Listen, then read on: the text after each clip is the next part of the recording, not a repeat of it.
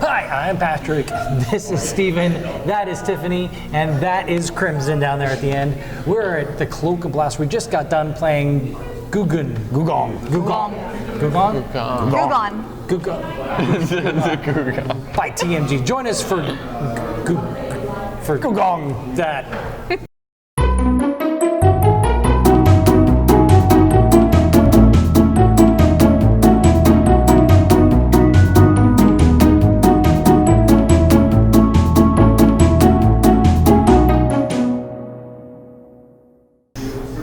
So, Steven, there's a lot going on in this game. I mean, a great deal going on, and you're going to explain that as one of the aspects of the game later. But for now, could you give us a really brief synopsis of everything in detail? Everything in detail, right? So there are a lot of choices on the board, but on your turn, you have these gifts in your hand. So you start with 4 of them, and the theme of the game is that you are using these gifts to bribe officials in 16th century China. So on the board, there will be gifts that the officials already have, and you want to swap with them. There are 7 different places you can do this, and the way you swap with them in general is you give them a higher value gift than the one that you take back. When you do that, you can trigger an action at the location or an advanced action by using some of your servants to augment the action. There are also ways to do the action even if you don't have a higher value gift. You can use your servants to help you do it, or you can just swap a card and not do an action. And one of the reasons you might want to do that is the gifts that you take back go in your discard pile. You will use those in the next round, and they also, if they match the heavenly dice that you've rolled at the beginning of each round, it will also give you more servants for the next round. So there are a lot of different places you can go in the game to get points, things also that will help you, abilities that you can unlock.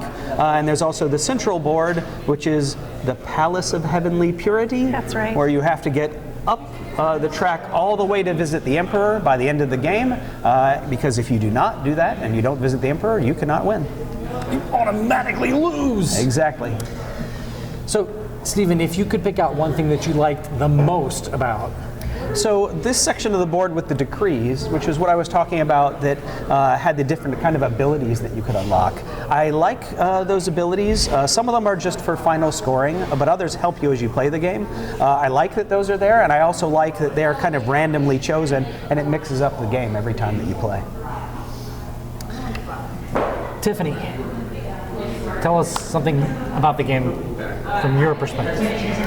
So for me, I enjoy the game, but there was a lot going on. So I often found that it's, with any action selection or worker placement, you're never going to have enough actions to do everything you want to do, and so that's kind of the goal of a good game, is making you choose. But I just felt like I never really had enough opportunity to do anything well, and so it was just a lot to keep track of, and I felt very spread thin. Yeah, I agree. This was analysis paralysis during our play. So many options. Yeah. Andrew, please tell us what you disliked about the game. You had to pick one thing you liked the least. Well, if I had to pick one thing I liked the least, I liked a lot of elements of the game, but I am very theme focused, and this is definitely the Euro game where the theme kind of feels more tacked on than some other games. It felt like I wasn't actually doing the things, I was just doing whatever action it said, and it didn't matter what that actually meant. Yeah. I liked the mechanism of swapping the card and swapping the gift, but you really quickly lose the theme of what that is. You're just trying to match numbers. Yeah. If I had to pick something I like the most about the game, it would be the boat track. I mean, it is actually like, this game is actually like 4 or 5 different games in one, and they're all action selection games, but there's a track at the very bottom where it's got this really neat mechanism.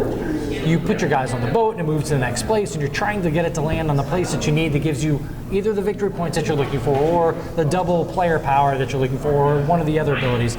But if you don't pay close attention to it, your boat can actually move down the track by itself. And if you don't load enough guys on it to trigger the ability, you lose everybody and they fall right off the edge of the earth. And another player can jump in and block the space that you wanted to dock. I absolutely love that aspect of the game. I think it adds a lot of challenge to it and it makes it very cognitive. Not that this game needs anything to make it more cognitive, but that's the thing that I like the most about this game. This is from TMG.